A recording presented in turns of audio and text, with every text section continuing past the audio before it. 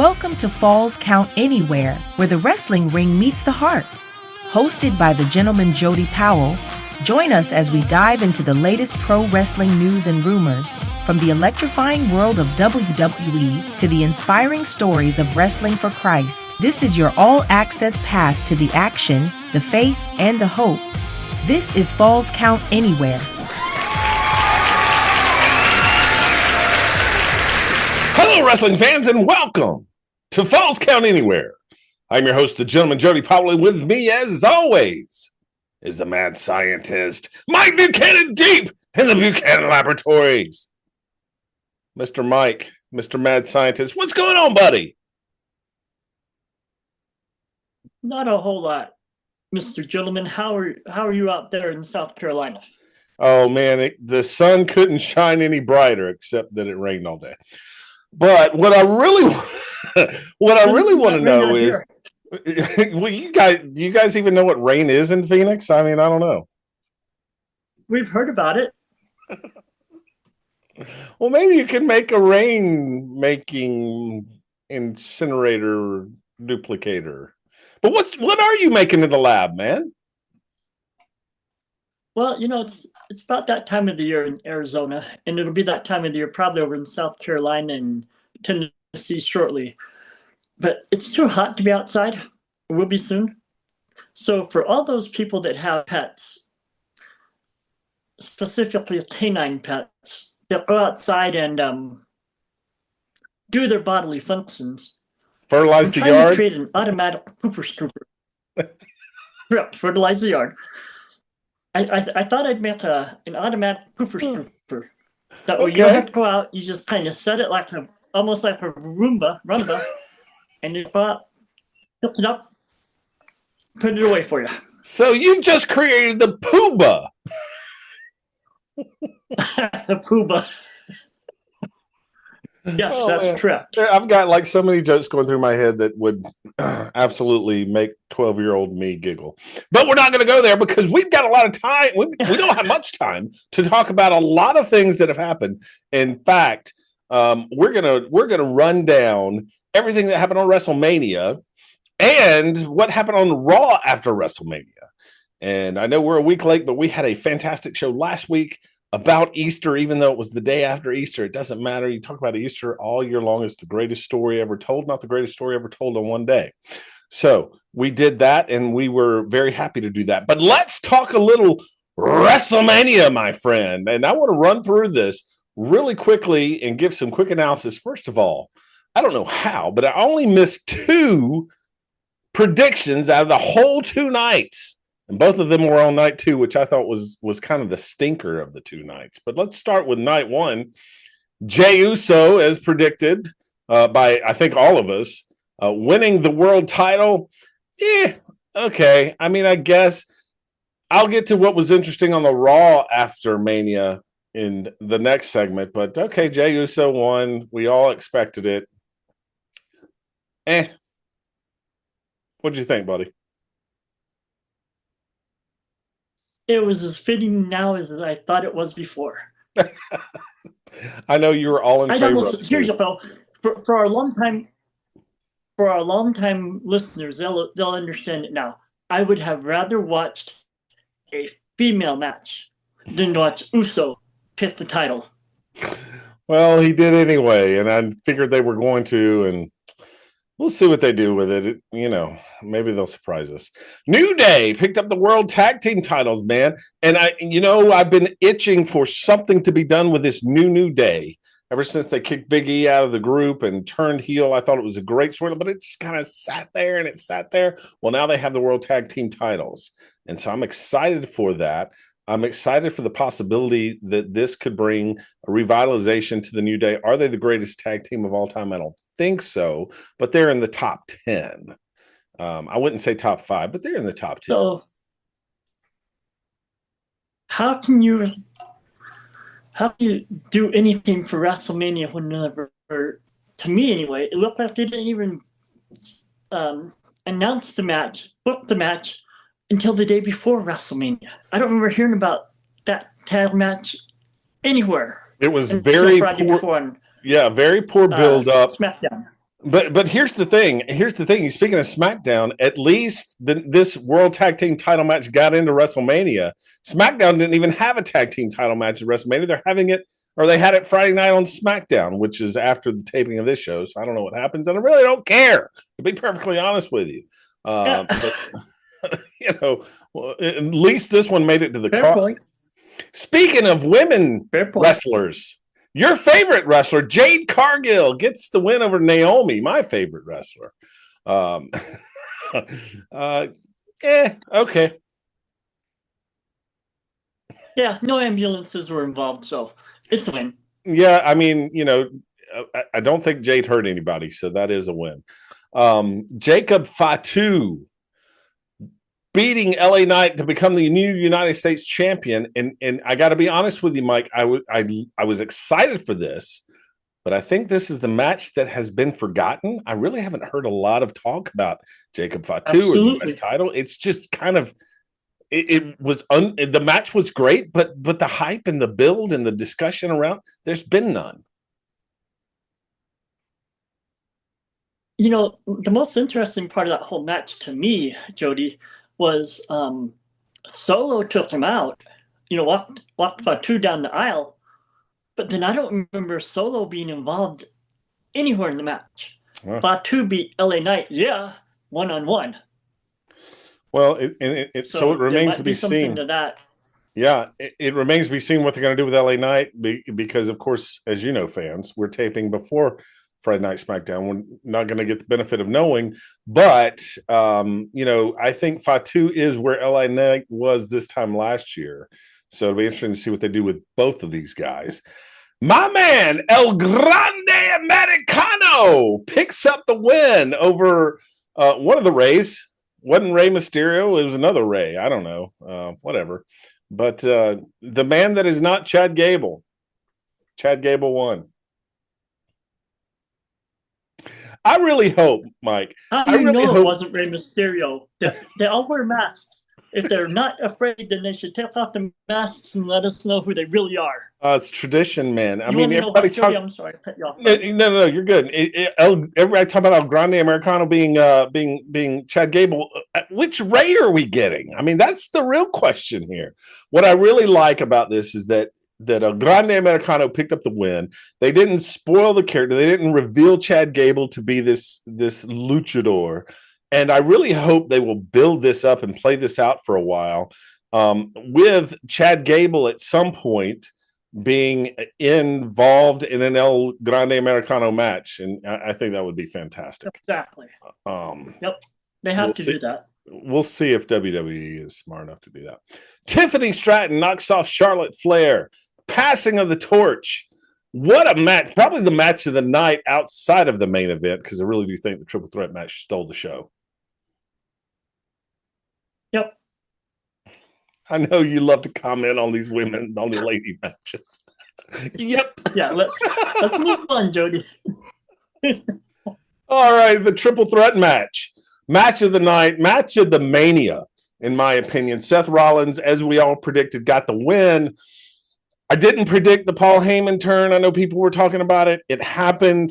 We'll talk about that in a little bit more as we discuss the Raw after Mania. But, yeah, all in all, great main event first night. Yeah. Unlike the second night. The second night main event stunk. Awful. We'll get to that. Let's fly through the second night because I think it was a stinker, except for this match. Ironically, another women's match. The triple threat, Io, Bianca, Rhea. What a great match. I mean, honestly, Io Sky picking up the win. I'm happy that they stuck with Io in this case. Interesting to see what all of these interesting to see what all these new stars from NXT are going to bring if they're going to hang around. And Rhea Ripley kind of siding with Io Sky there on Raw after Mania, but we got to get to that after the segment. But a great match, and congratulations to Io in an incredible moonsault. That looked painful, honestly, but good for her. Drew McIntyre and Damian Priest. Drew won. I think he needed to. Flipping time. Yeah, I agree. He had to win. Yes, he had to win because this is going to catapult him, I think, into 2025. This should vault him up to near main event status. That's what this match should have done, and I think it did. Match of the night, my friend, I think was the Intercontinental title match. I had Finn pinning. Don't. Come on, Mike. You gotta give that to them. You just said the triple threat ladies match was night. I know, but I got a lot of match of the night. More. All right, fair. The runner up then. But Dominic Mysterio, what an see, this is what happens at WrestleMania. Sometimes there are just moments. And you know, I can remember a time when Dominic Mysterio couldn't even hold a mic because everyone would boo him out of the building. And the place erupted when he won the title, which, you know, like him, hate him, whatever.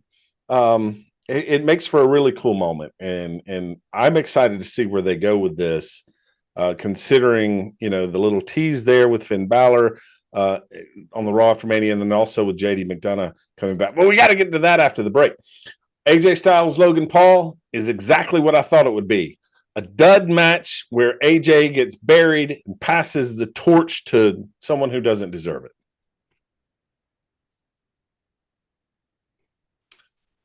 The women's tag title match. So Bayley gets taken out and Becky Lynch replaces her. And of course, it's going to be Becky that took Bayley out, especially given what happened on Raw. I don't know. I'm going to go into why I think this was a waste in the segment coming up. Just a waste all the way around. Cody Rhodes, John Cena, Mike. Less said on that, the better. You know, before WrestleMania, I was calling it Restless Mania. But between the two nights, Joe, they've come up with the name for this past weekend. Worstamania. Worstamania. Wow. I thought this WrestleMania was decent. I thought night 2 was a stinker. The main event left a bad taste in my mouth. The way that it ended, not who won, but the way that it ended. Why does Travis Scott get prime spot in the main event on the second night of WrestleMania? I have no idea. It makes no sense. Why The Rock wasn't there? I don't know. He's the one that put this match together. Made no sense. Cody Rhodes looked weak. Cody Rhodes, the American Nightmare, the character, was completely destroyed in this main event. Everything they built to tell his story, they just may as well have had a book burning in the middle of the ring because the story is over.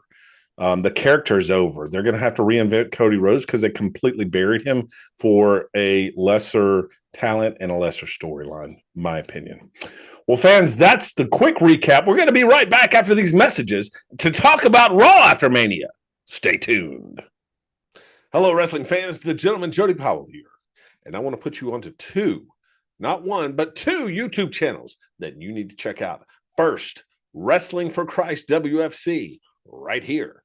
Check it out. Every episode of Saturday Night Praise and Power Hour up until the last week's episode is on that channel. And then Falls Count Anywhere 323, me and Mike talking it out right here on Abundant TV and YouTube. Check it out.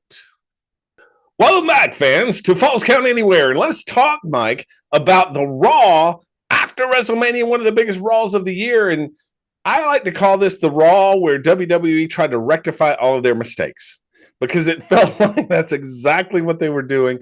And I know they're going to say, well, we were just tying in the storylines. No, I think you were fixing all your mistakes. I don't give you enough credit to book that far out. For example, John Cena, we said earlier on that main event was a stinker. It was terrible. So let's distract the WWE universe from how we killed Cody Rhodes' character by putting Randy Orton in the mix. Randy Orton RKOing John Cena in the opening segment of Monday Night Raw, setting up a Cena-Orton kind of feud that's, you know, and if I'm WWE, I'm using Randy Orton and John Cena saying specifically he's the last, whatever it was, great champion or the last, whatever, said it was. But Randy Orton should take exception to that, and I think he did in the form of an RKO that left John Cena laying in the middle of the ring. And I never felt better about an RKO than that particular one. Here's one for you. Go ahead. If my memory serves, Jody, doesn't Randy have the same number of title reigns supposedly as Ric Flair? Not quite. Which means that if he wrestled, no, yeah, not quite. He's at 14. Okay. But he could For a minute, I thought we were going to see him go back and forth. He could very well make it to 17 if he stays healthy. He's in great shape. Oh no, I knew that, but I thought he was going to hit 17 against Cena. No, I think he's at 14. He'll hit 15 when he takes the title off Cena, which needs to happen at SummerSlam Tomorrow. or sooner if it were up to Mike. Then we've got Mike. We've got the new Raw Tag Team Champions, the New Day, coming out to face Alpha Academy, and who interrupts Rusev Day? What a waste of Rusev! It made no sense for Rusev to come out and destroy Alpha Academy. My boy Otis, who's one of the most underutilized talents. I think they could have built Otis up to be something much bigger than the joke of a big man that he's become. I don't understand what Rusev's purpose here is, other than he goes out and he Rusev crush. Okay, we tried that 5 years ago. It didn't work too well. I'm worried there's no direction here for Rusev in this, Mike. Well, yeah. Not only that, but like you said, they destroyed Otis. I don't care much about his partner Kawasaki, but leave Otis alone. Like you said, he's way too underrated. Poor Tozawa. We talked a little bit about the ladies tag team championship match at WrestleMania. Becky Lynch, Lyra Vaseline winning. Yeah, sure. Whatever. That lady winning the tag team titles there at WrestleMania. Not really understanding why Bayley had to be removed. She's not injured. It was apparently part of the angle that she would be removed. And then they dropped the titles back to Liv and Raquel on Raw and have a Becky heel turn. Why didn't you just do that at Mania? And then have, Bayley come back and I mean, if we're headed toward a Becky Vaseline feud, okay. We can do that for the pointless Intercontinental Women's title. Fine, but this needs to end with Becky Lynch and Bayley, and it coming out that Becky Lynch was one that attacked Bayley. It also, Mike, needs to tie into what happened at the end of the night. And that is Seth Rollins, Paul Heyman introducing the next new Paul Heyman guy, Braun Breaker. That rectified the mistake that I think really was the four-way match for the Intercontinental title. The reason that I said that match was the match of the night was because of what happened on Mania. It's because now I understand why Braun Breaker dropped the IC title. I know you have the opinion that he should have held it and still been able to be with Paul Heyman and Seth Rollins. I don't know if he could do that, but I think that IC title gives Finn and Dom and Penta and others something to do while Braun Breaker elevates to main event status. Well, I'm just glad that hopefully they're trying to reform the Dangerous Alliance. They could add a couple more people, like you mentioned, Lynch on the female side, maybe one or two more men. Yeah, I just take over the. We talked about it months ago. That they need a faction in the Heyman Alliance. Great faction. Mike, I mentioned a name to you off air, and I'm not crazy about it. Aleister Black or Malachi Black, whoever he's going to be. He's probably going to be Aleister Black when he comes back to WWE. But I just had a thought, because we did talk about this faction forming of Seth Rollins, Drew McIntyre, and Kevin Owens. Well, Kevin Owens is going to be, apparently his injury was legitimate. My bad, KO. I thought it was a swear. I thought you were playing us. Apparently he really is hurt. So, it would be interesting, though, if Drew McIntyre could be part of the Dangerous Alliance. That would be a faction, much more so than the Aleister Black. Now, can you get past Seth and Drew? Can there be two big dogs leading the pack? Maybe, if they book it right. Speaking of booking, speaking of something we didn't cover, Mike, Randy Orton, night 2. What a waste of Joe Hendry. Oh, gee. I mean, it felt to me, Mike, like the WWE was saying, "Oh, you're a cute little world champion in this second-rate promotion. We'll allow you 3-minute squash against one of our legends." I just got a problem with that. They could have put it in. Reminiscent of the 80s WWE, where they turned Dusty Rhodes into the common man, where they brought Harley Race up and ignored his championships. It's crap. It really is, and it's a shame for Joe Hendry, because I think he has potential to be a really fun character in the WWE if he ever decides to come there. I know they have this partnership with TNA, whatever, but you've just basically squashed another promotion's world champion, which I think is pretty disrespectful, to be quite honest with you. If I'm Joe Hendry, I'm not sure that I take that opportunity. I'm not sure that I do that job. It could have been a whole list of people you could have put in front of Randy Orton. I just felt like it kind of like they destroyed Cody. It kind of took the shine off of the potential of Joe Hendry being seriously a competitor in the WWE.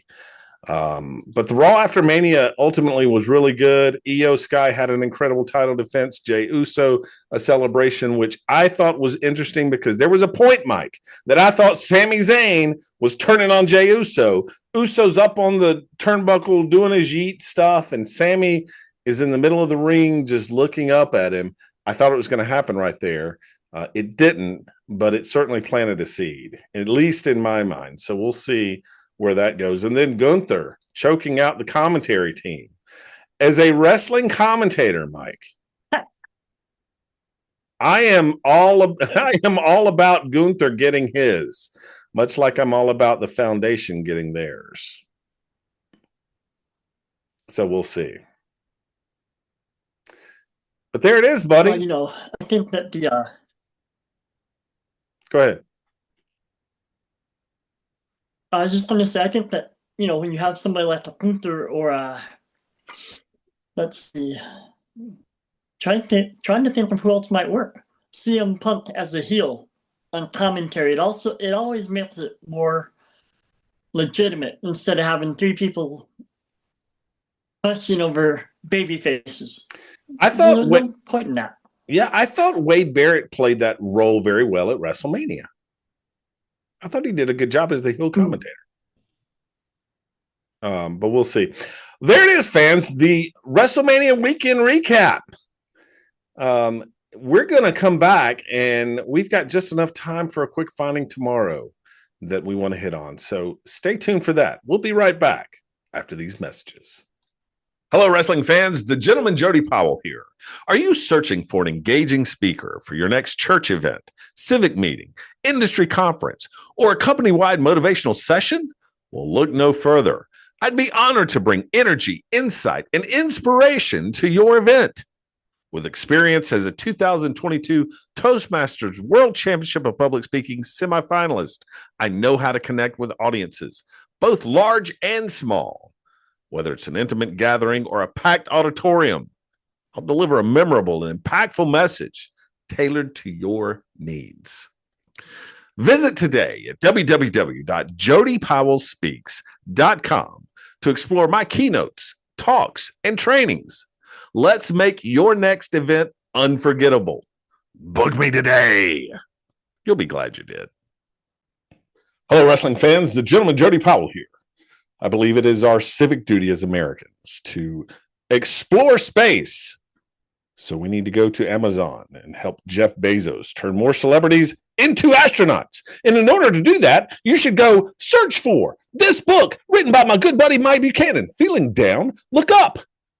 All right. So maybe it's not going to create more astronauts. I mean, are they really astronauts? But what it will do is it'll help Christians walk through this crazy, broken world. Feeling down, look up. Get your copy on Amazon today. Wrestling for Christ headed to Maggie Valley Fairgrounds in Maggie Valley, North Carolina, June 14th. Heavy metal Rick Savage will be on the card, and what he's saying is his final wrestling match of his career. This is not something you want to miss. The Spirit of America celebration, live Wrestling for Christ, Maggie Valley, June 14th, bell time at 11 a.m. Be there. Welcome back, fans, to most people's favorite segment of the show, Finding Tomorrow. I know it is for me and Jody.